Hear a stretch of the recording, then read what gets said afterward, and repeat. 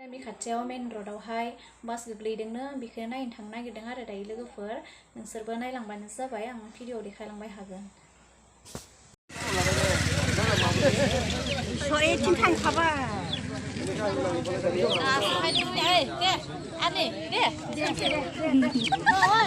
थिखांलाय नांथारगौ दा न' लांनालाय जाथियानानै सानदो नागोन दाङानै बरपेटा र'डआव सलायग्रालै बाटलाबारियाव फैनांलै बरपेटा र'ड बेहाय दे खिन्थु गिथावना जागाया माबाया बारा जानाय नङा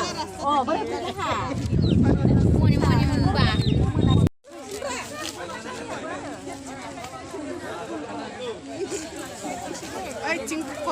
खपनबाय गापा सिबसिलाय नोंसोर मासे मानसि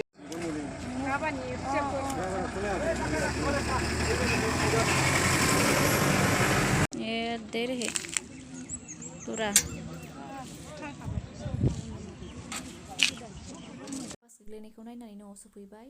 बिनिफ्राय मेडिकेलाव लांबाय आरो आघात जानायफोरखौ बिसोरो हातजोंल'खामोन ओमफ्राय